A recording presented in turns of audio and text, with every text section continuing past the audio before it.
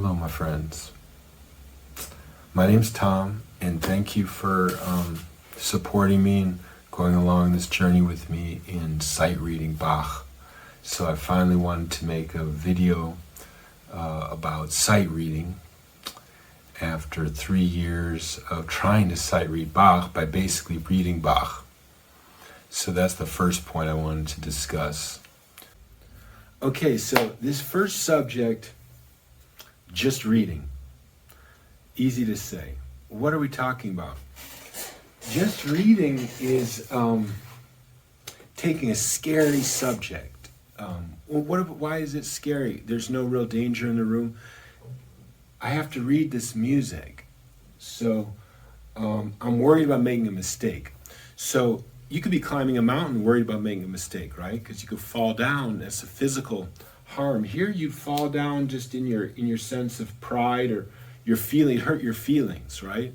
It's like going to school to take a test and you're not prepared and they're going to be angry at you. Well, here there's no one else in the room, so I would be angry at me, right? That's the fear. Something like that. So my solution is about a transformation of that into a beautiful experience through slowing down and trying to enjoy the bits and pieces of what we really do to read, which is not looking at the hands, is looking at the music, finding the notes by feeling for them, starting with where's the middle C? Here it is, I found it, it's right here. So by finding those just the two blacks, and then there's my C. So then I look just at the music and I'm able to see, okay, this is in D major, and probably relative minor, B minor. And so we got two sharps, and there's the first note. And it's this.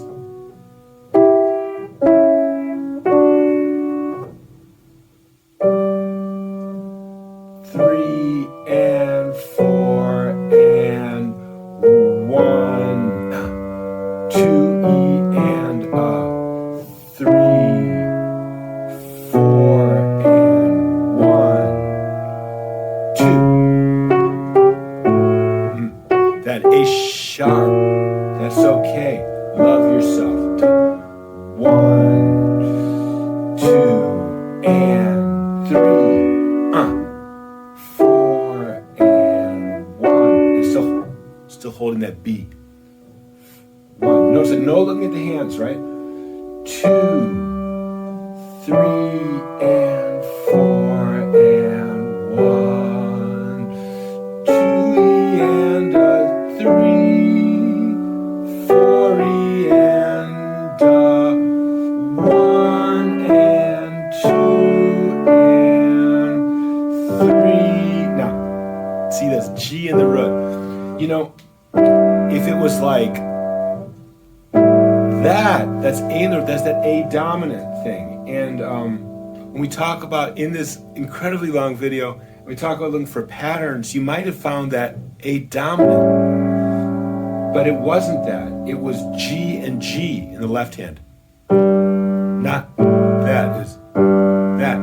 So we'll get to tell that, but then 4 and now the left hand needs to take 2 notes. Now how can I even organize this, that the left hand needs to take 2 notes now, first inversion of D major and left hand the root? Because I'm only looking at the notes, and that's going to give me a chance to kind of really open so much. I want to say open my heart. I want to say open my feelings, open all that music theory, open, you might forget something. Like I forgot that A sharp accidental, A sharp. See, I just felt those 3 there. A sharp it was. A sharp. I might forget an accidental, but if you're just looking at the notes, you can look back and find it. Now see, I can find it right away because I'm not going like this. That would mess me up. And that hurts my feelings to do this. And it gets me scared to do this. And it gets me into performance mode. And no, I want to suggest this beautiful approach to reading music, which is only pedagogy. It's only learning. So if you're ever able to do something kind of nice with it, wonderful. But we're not emphasizing a performance, and definitely not a business. So I'll never ask for a like or something like that. So, or a subscribe or whatever, right? No, we're not doing that. We're doing after work. Okay, so music after work. The workday is ended. The shadow is gone, like with the sun. So, where was that A sharp? Notice this time I held the B. Got to hold that B there. That's so helpful. We'll talk about that. Why remembering to hold the notes is so important, is so that I can see. I'll talk about that in a minute. A sharp to the G. Now when I go F sharp to the G, that's a major seventh. And let's please bring that up in a little video edit. That's an interval. That is a vertical interval. Excuse me. That is a horizontal interval. It's in the melody. Melody, horizontal, chord, vertical. So that is a horizontal interval that's related to the last note. And see, because the last note was F sharp, then that next note is a G, is a major seventh. So from G major seventh. Oh, that didn't sound right at all. G to the B to the D, G major, and then the major seventh. Here's the... That is right. Strange, it didn't sound like G major seventh. I guess that is. It sounds so minor today for some reason. But whatever. So that's G major seventh. So from the F sharp to the G is a major seventh. So looking at those intervals, that's why it's so important. If there's a note that's held in Bach, like that first B here, so it goes.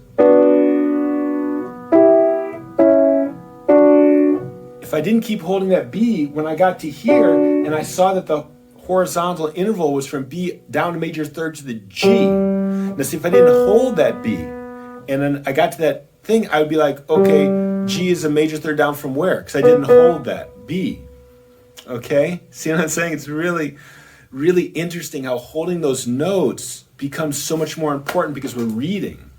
And if we aren't true to the honest, let's say sincere experience, no fear, right? Sincere experience of reading, then if we start quote unquote cheating, who wants to cheat? There's no money to make, right? So if we're quote unquote cheating that and like, let me just try and get through this quicker or something and not holding a note, well, now we just screwed ourselves forwards and backwards, right? Okay? Because when I want to do my horizontal interval from B, I don't even know where I'm going from to that G, down a major third. I don't really know where I'm going. So, because now the B is still held, I can go down to that G, and it goes up to D. The right hand goes up to D. Now it's that major seventh. Now octave. Octave meaning from the left hand horizontally interval up an octave. So.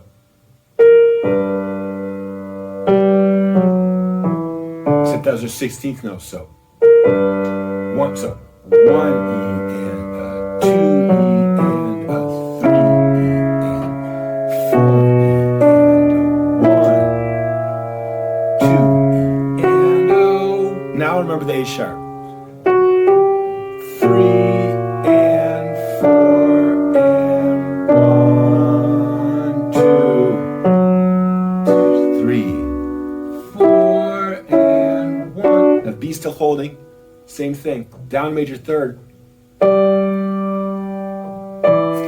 and 4 and 1. Ooh, listen. And that was supposed to be straight. I'm just going to mention this right quick. I wasn't going to get too much into this, my style or anything, but just so you know, when I do stuff like that, that was 1 and 2 E and a 3. But I just felt, because I'm a soul brother, that I wanted to go 1 and 2 E and a 3 and 4 E and a... Now typically I wouldn't do that because it's predictable. I think there's something very about the fear of life that makes us want to just keep repeat, because I'm so afraid of the complexity of life. So Bach, this is the only thing I promise I'm not going to go say too much about Bach style-wise, but keep in mind that he often destroys that, he does a dance between what's predictable and what would be chaotic. And he's dancing in between, just like Shakespeare does. So you don't really know what's going to happen, but it's not John Cage chaos. And that is a beautiful, beautiful thing. When Shakespeare can do that, when Bach can do that, I cannot do that. So I'll promise you, I have way too much fear and insensitivity and too coldness. I'm working on it, and reading Bach helps me with this. But let's just keep that in mind style-wise. But okay, so all I really wanted to say was we take a scary situation. Let's just flip to a new page to show you the fear, right? Flip to a new page of this book. What book is this? This is like Italienisches Konzert, Französische Overtures. So it's different things. Then the Goldberg, is this the Goldberg variations? I don't know. But whatever it is, I see right away it's in C major. I just jump up to the top. And oh, it's in 2 treble clefs. So again, where am I? Here's my E, here's my G up here. And it goes 1 and 2 and 3 and 4 and 1 and 2, 3, E and... excuse me, no E's. These are all 8th notes. So trying to talk and do myself. 2, 3 and 4 and B flat 1 and minor 6 2 da da da oh da da da na na ma na na da then the D. Oh, I love this song. I forgot what one this is. A flat. And I can pick it up a little bit. Fear. Do I have fear right now? That was the point, right? What is that? Notice that. It's this treble clef, so that's the B, isn't it? Oh, that was the B, so.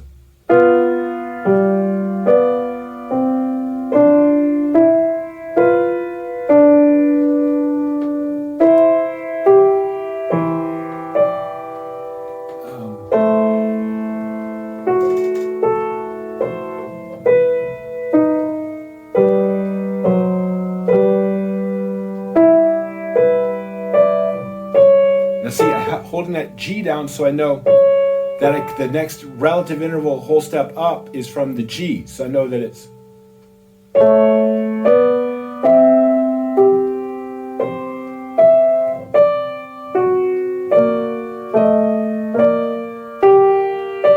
Cool, Bach. Oh, it's so cool. How about gentle now?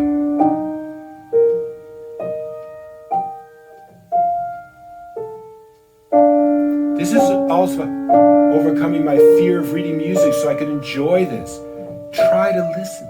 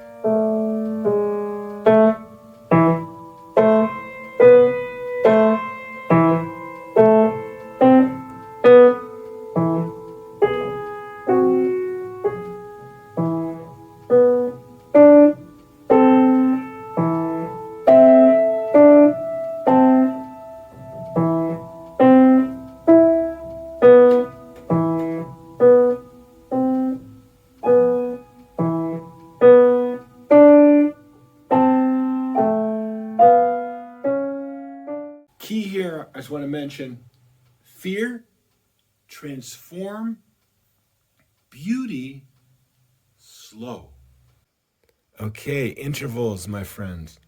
Let's break these into 4. We have horizontal intervals, and then with one hand, and then with 2 hands. So there, I'm going between the thumbs, the interval of a minor third up and down, or with one hand. So those are both very important tools or feelings to become familiar with in sight reading music, where we're not going to look at our hands. And then the vertical, so the horizontal and then vertical, meaning at the same point in time, between 2 hands or with one hand. So now let's look at Bach. Let's look at this Bourrée in B minor, just the right hand. So we feel the keys, find our first F is there. It's F sharp. So this is in like, I think it's basically in one half note is a beat. So it's basically like cut time. So like, so that'd be like, and 1 and 2 and 1 and 2 and 1 and. So I think we know what the intervals are, right? Let's just say the intervals. So from the same thing from the beginning. So 2 and 1, that's a fourth, right? Now half step, minor third, whole step, whole step, whole step, half step, whole step. This whole steps, half steps, not so interesting, right? There we think of it more as a pattern, which we'll be talking about later, as the B minor pattern,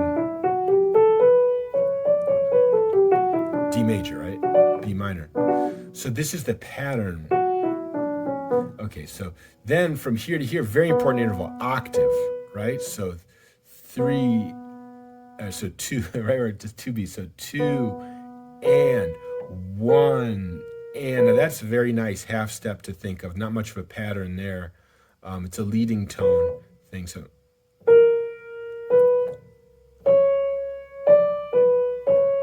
okay, there, 5th. Very nice to know that, right?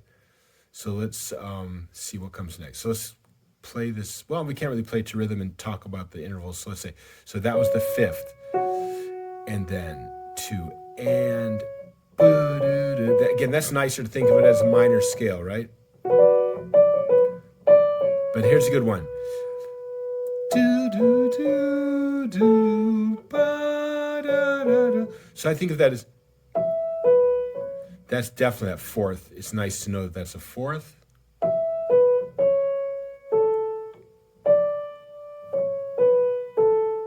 Do, do, do, do, do, do, da, da, da, da. Modulation.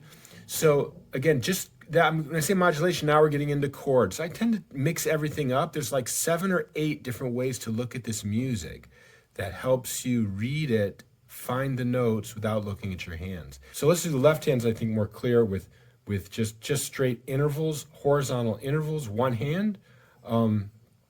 We start here with this section in measure number 6 and 2 and 1. You know where the interval is helpful here with this, the fact that when it's big, like an octave or the 4th. You know what else it is? You know where else you really need this? When it's tricky, when you do something that's like a 5th and then a minor 6th, like that, these bigger jumps, the intervals are very helpful. So how can you even get to that C without looking at it? Well, that's feel it, right? Because it's right up against these 2 blacks. I hope the camera's letting you see this. Right between these 2 blacks, you got the C. I mean, right, not between it, but you hold the blacks, you've got a C right there. So when you move your hand up there, if you play it slow enough, right, you can kind of get there and find that C. So the other thing that's going on here is, look at this, interval between 2 hands. Oops, over here, right? So that's a great example. So how can you get to this one, that minor third? We started here, right? We're starting at this is in cut time, so we're starting the 2nd beat. So it's, now, this is an interval between 2 hands, a vertical interval between 2 hands. And that's what lets me find this F sharp, because I was just flying up to here. How can I get from this C down to the F sharp, where is it? Do I got to feel again for it? You could.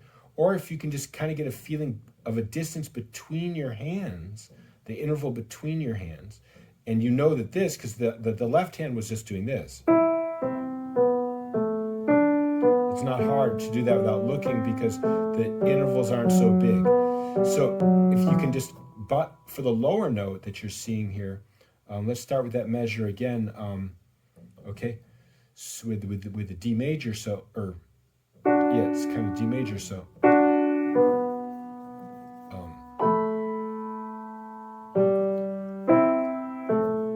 I just felt for that A there.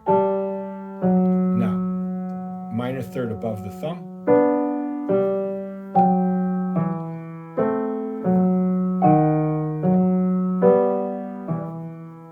And I really did feel that edge of that black key there is what got me to that E.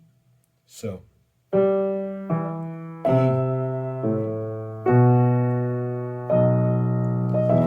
So that was intervals horizontal. I think we understand it. One hand, two hands. Two hands is very interesting. It comes so powerful if you can really feel that, for example, here is a major sixth. Let's see how that works out. Let's go back to the saraband, where we're in this piece we're in right now, with the measure. What's a good measure? I don't know. Let's just try measure number 5 and see what happens, okay? So we start off with. Oh yeah, see this? I need to hit this A, for this dominant sound here. So the fact that I know that's a whole step between my thumbs, very nice. So now this interval here between this two hands, between the F and then this G, that's nice to know. What interval is it? You know what I'm saying? I don't even know. But let's see. It's the it's the flat second, so it's which is very dissonant, right? You don't normally do that. You call it a passing tone, right? But it's actually a dissonant thing. So, but that's nice to know. I didn't know it right there. I had to like think about it. I actually looked at my hands in that case, but now there's minor third, right? Between the hands, it's nice. What else? Okay, this is key here. Now I got to get up to this. That's good to know that was the major third and the fifth of E, because I can see in the music it's going to E major. So the interval here, I'm going to call it, it's a major sixth plus, major sixth. So.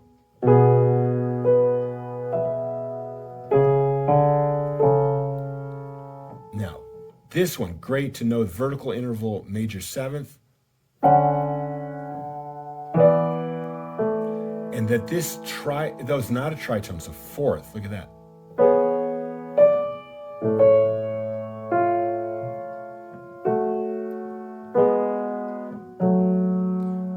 Interesting.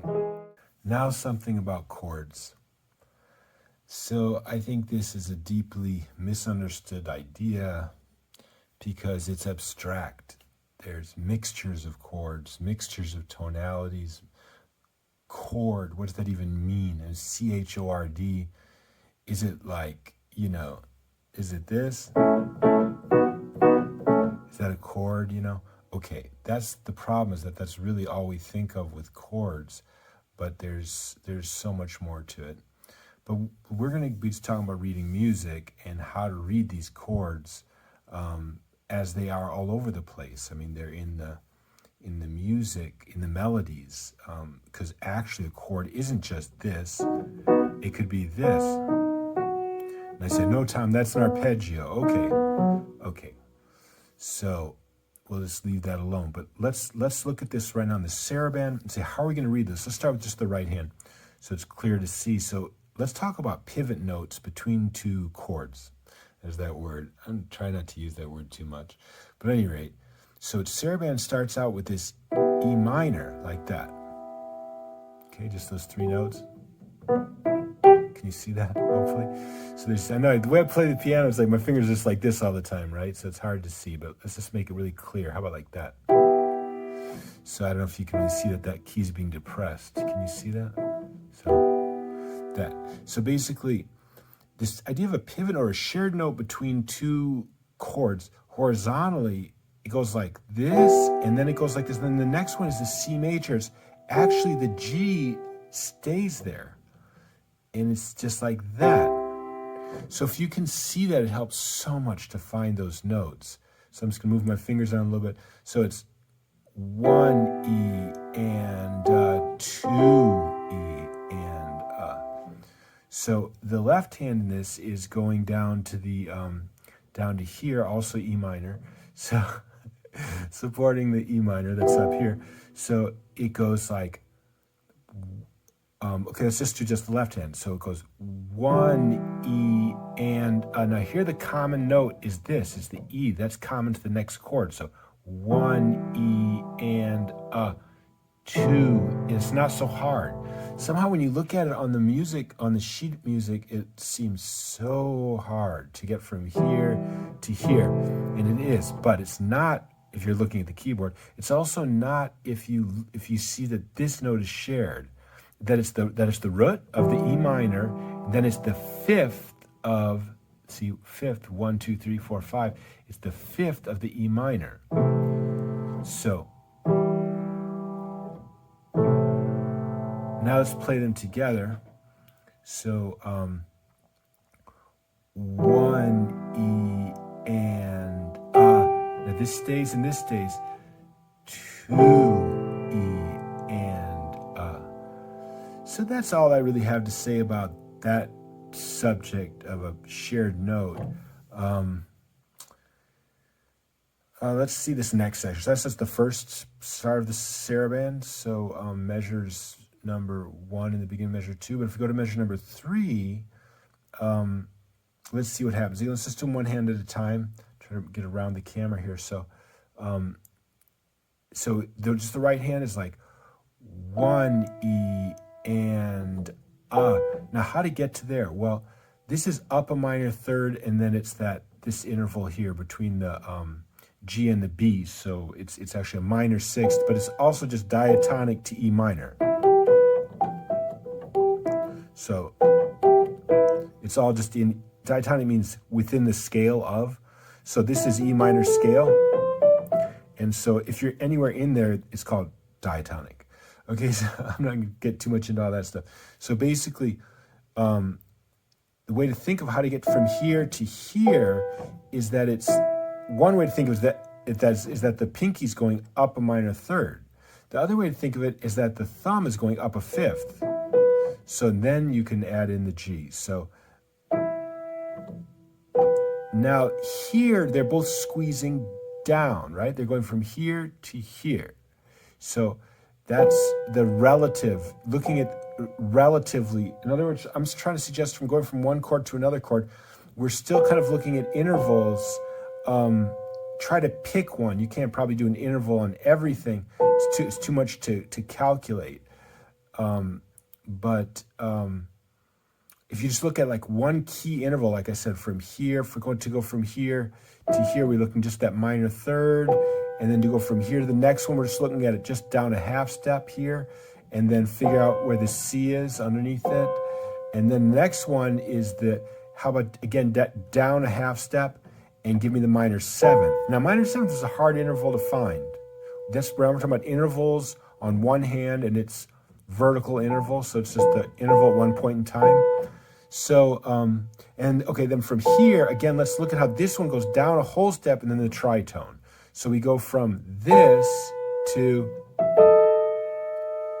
and then how about the D sharp goes just up to the E, and then throw in the major third below it, which is it's actually A minor at that point, but whatever. And then, but this interval is a major third. It's just, we're hearing this, you know. So it's funny to call it a major third, but this is in fact the interval of a major third. And then, so now let's look at the left hand. So the left hand, it goes like this, and then down a minor third to the octave. Now look, there's the shared note. And then we go up a whole step, and if you can just kind of see that it's the B major triad, that's enough to get that one. And then from here, the F is repeating again in the tritone. So the F and down a flat fifth. And then we go down the minor third and hit the seventh.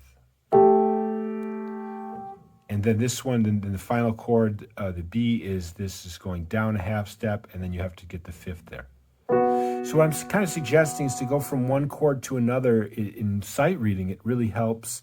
And when we're not looking at our hands, of course, this is the ground sort of the ground situation, is that it helps to look at the one note that's making an interval between two adjacent chords. So one more time, the same thing. So we go from here, 1 E and 2 E and 3 E and 1 E and 2. So it's in 3/4. Chords can also help you to remember accidentals. So this is really that difficult situation where you know the key signature, you're trying to find the keys, but there's that accidental, and as we know, the accidental doesn't reset until the end of the measure, and then you're back to the key signature. So for the duration of that measure, what I'm talking about is the situation where we forget that there was an accidental. Why would chords help with that? Because chords are indicating that new tonal center, or what we say modulation, or there's different names for it, but basically when you change the key. So it's like the key signature itself is changing, or you can say that's one way to look at it. Or you can say the chord, there's a chord, new chord, or you can say that you have this emotional experience of feeling. This is really what it's all about. And with whatever words you use, we're talking about an emotional experience of feeling that it's actually changing the tonal center. And that, let's look at that right now. F major. So F major, right? We would just have the one flat, the B flat. Okay, so now what happens here?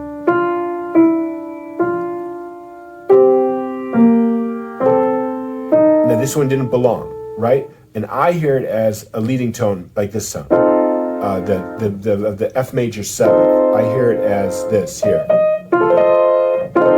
This.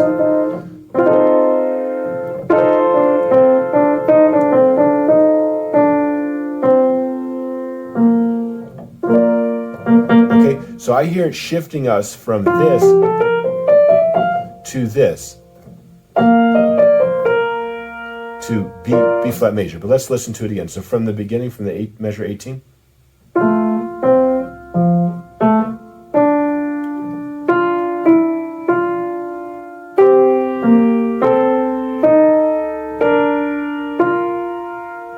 That I feel like we're still not fully committed to that B flat, but as we continue clearly here, right?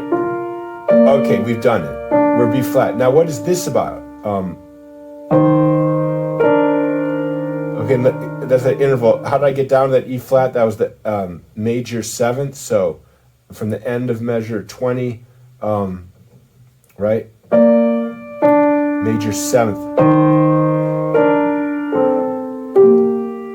Now we're fully committing. Again, that F with the, instead of what should be just F major, is that F major 7th. So now boom, fully, right? Where's my fingers here? This is down to major 7th.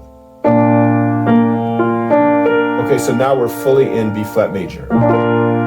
So this helps. Now, how does this help to remember the accidentals? Because when you're somewhere, let's go back to measure 20, when we're somewhere in here and we're playing, if I saw the E flat again, I would know it was going to be flat. If I saw the E again, I'd know it was going to be flat because I feel I'm already committed to this B flat tonality, or B flat tonal center. Okay, so that's all I was talking about. Let's use a more difficult example. Let's go to, what is this? The previous duet. So duetto number 1, BWV 802, and this is towards the end. So this has all kinds of accidentals in it. Sometimes he puts these like there's I think the Goldberg variations. It's all in C major, right? So I call that like ex nihilo because he's coming out of nowhere. So in other words, when you're reading it, I mean, you think of it. This is coming out of nowhere. It's not coming out of the key signature. The key signature you have to remember, but it's just a mechanical thing because the emotion, who knows where he is? He's in some tonal center that's totally unrelated to the key signature in my mind. Maybe there is some relationship. So let's start with this 59, 50, 60, 61. Measure number 61. And now we're in the key of E minor, really, I think. Let's see. Yeah, this is E minor here. So the E minor, 1 sharp. Okay, should be just the F sharp. This is 3/8, so 2 E, 3 E. Now, how did I remember to come back to these two accidentals here? This C sharp and D sharp are not in the key of E major because they feel like the top of E major. So there was an E minor, but and of course there's that thing called harmonic minor. We call it in I think it's different in USA and other countries, but in USA we say harmonic minors when you're going like this, minor scale, but then you put this on the top of it. I think in Europe they agree with that, but only when you're going up, and when you're going down they want it to be natural minor, but whatever. Who cares? The point is just that it started to feel like that harmonic minor. Or let's say it started to feel like E major. Let's listen to it again. Very E minor, right? Then what happens here? Oh.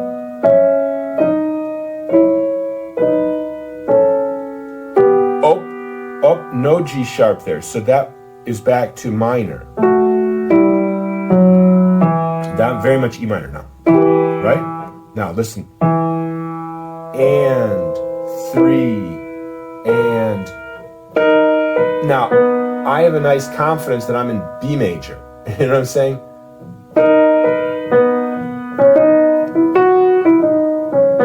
Okay, so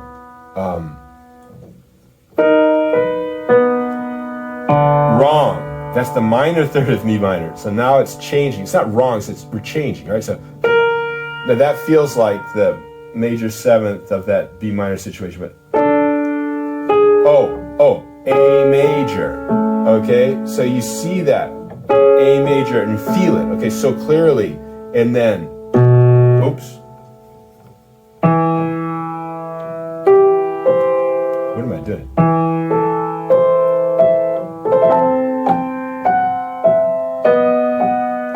Okay, what's that? Oops, what am I doing here? Okay, let's go back to that again. Okay, so we had that A major situation. But no. And that's that minor third of A. So now it feels like we're in A minor. But that would be the major 6th of A. So now it's not really A minor, it's now this first part I felt B majorish, but this breaks it with that what would be the minor 6th. Now that's this, which makes you want to think that you're in a diminished chord, which resolves a few different ways, but one of them is different ways, right? So we're here, so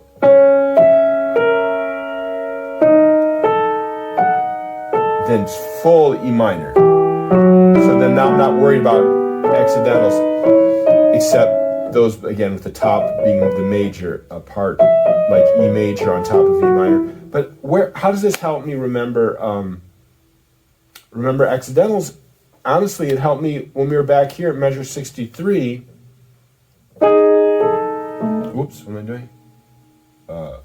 This hand here, this hand here.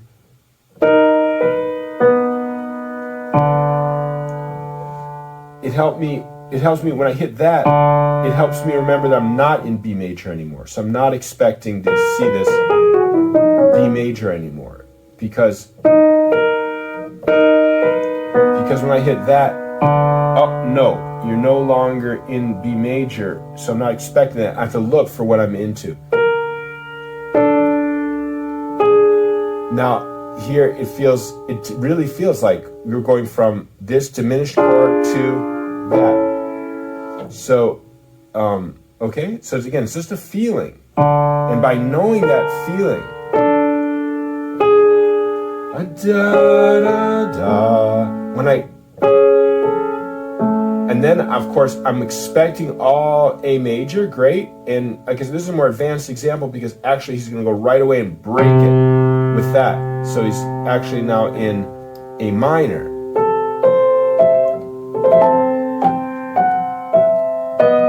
That B major, and then not B major, this thing here, again the tritonal. So, I don't know, just, doing your own chord analysis as you're going along, it really does help to rationalize the accidentals and therefore make it a lot easier to remember them because they're rational. It's like, oh, okay, this makes sense to me, and I will remember what's going on that level. Okay, now this last subject I'd like to discuss is mind notes on the paper notes. And this is maybe the most recent thing that I've been able to develop in my sight reading that really helps me a lot. It's very, very powerful with finding the position of your hands and with just reading in general. So you're looking at the notes, okay, and then with your eyes, but in your mind, you're layering on top of those notes you're seeing, you're layering the keyboard. This is really helpful for people that have spent a long time looking at their hands, so you know what stuff looks like with the black and white keys. And you can layer that in your mind on top of the music as you're playing. So you're only looking at the black and white notes on the paper, but you're seeing the keyboard kind of like in your mind. So I can probably make a little video of how that would look. Let's do that. Somehow A major and like E major are two keys that I guess I played a lot in when I would be looking at my hands, so I definitely know those. So let's find something in A major, right? The three sharps.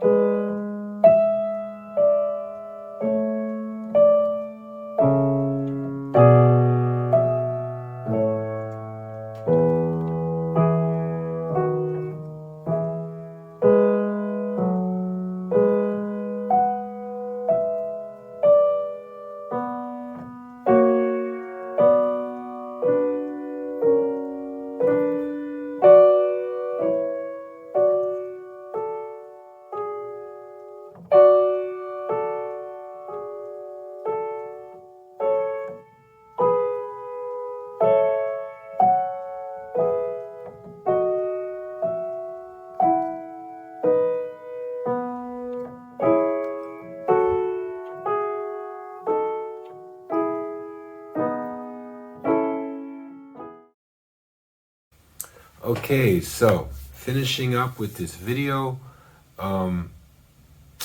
about repeating a piece of music. I think that if you're not looking at your hands, it's really okay in terms of sight reading to be rereading a piece of music. If you truly look zero at the hands, then you are always learning how to find those notes with the fingers.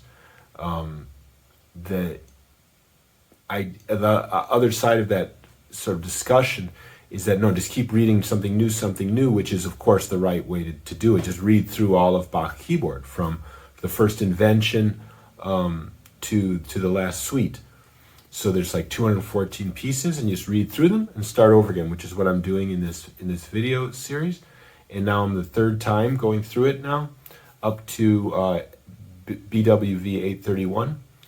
So that's what I'll record next. And I do always record just straight through with my mistakes, because I think that what's interesting about this video series is to hear how slowly it gets better, very, very slowly. I think sight reading improves very, very slowly by simply reading and reading more pieces. But the question that I want to discuss is it okay, or is it a good idea in terms of learning to sight read to keep repeating a piece? And you know, there's just like 2 or 3 points I could make. One is that yes, it's okay, you could, if you don't look at the hands. The other is, let's not get into analysis paralysis, we call it sometimes, you know, in programming computers, or something where you're like thinking so much about it and trying to perfect yourself that you kind of get paralyzed. So, but it's a real personal decision for yourself. You know, definitely let your hair down.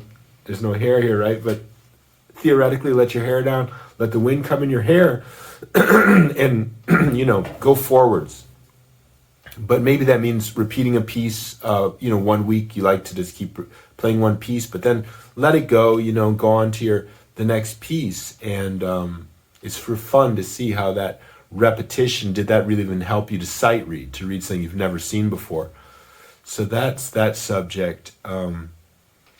Then I'll just say that, you know, like I say, I haven't done any of these videos. I don't plan to do anymore. These are just the things that I learned over doing this for 3 years myself personally. And maybe after I've read it through all of Bach keyboard, 214 pieces, another 3 times, another 3 times, let's say about once per year, maybe I'll have some new ideas. If I do, I'll definitely make another video.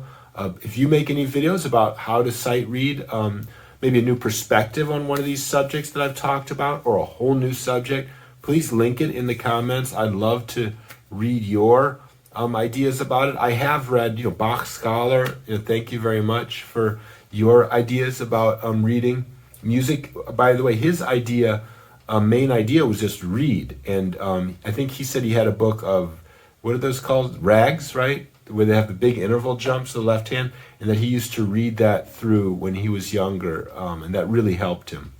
So that's really what I'm doing now, is what he said. But, you know, I give you my own twist on it. So when you have some ideas, there's another gentleman, I forgot what his name is, but he definitely was saying just never look at your hands and come like a blind man to the keyboard. So I'm doing that, right? So I didn't hear anyone say, I even heard a young lady say something that likes to read music, talking about the intervals that we talked about in this video, almost a video series because it's so long, but it's one video. So, yeah, but if you have like a different idea, please make a video and link it. I'd love to see.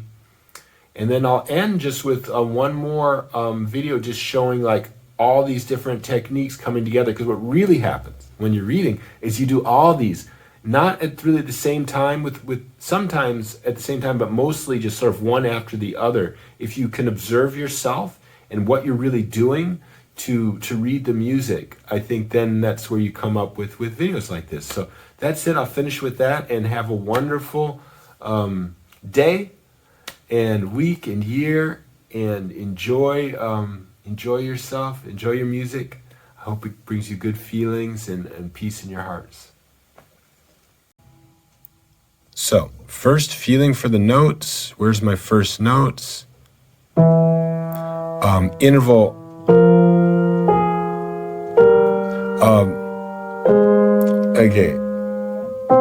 Okay, interval. Major third between the left and the right hand. Modulation, chord modulation to this F minor in first inversion. Interval on the left hand. Modulation again, and then this C minor. Leading tone to C minor, leading tone, probably again, that thing. And this is just so easy to read because things are close together. Then, that B flat minor.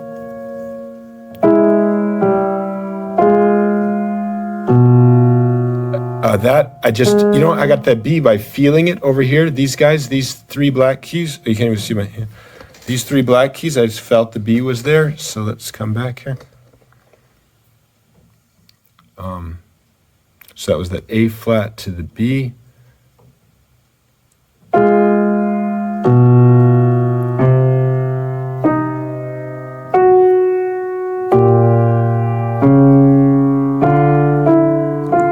So that's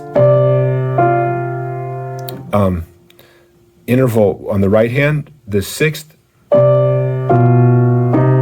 That definitely, looking at the chords here, that's nice. I did that with the fourth interval, one hand horizontal on the right, and then modulation, feeling in my heart, G major, right? Feeling the keys to get the G. Up to the B is the relative interval in the left hand. Feel that. I feel that. And again, I need to do that here. Okay, to get from the E flat to the G, let's say major third, I did that probably. I think I actually felt it. So I felt it right here. So. Ooh, modulation. New key, something's, we're just doing it again. Tear it up. New piece of paper.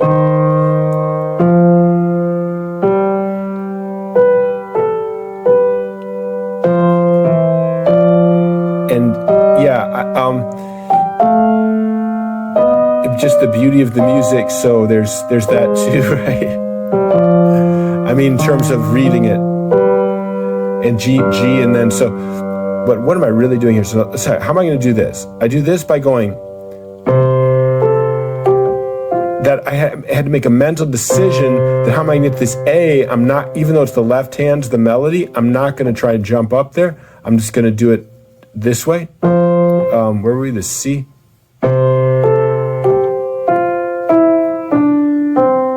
Then switch hands like that. So there's definitely that thing, especially in the Goldberg variations where you have to think about switching hands a lot. Okay, so it all just comes together in one big effort to read music.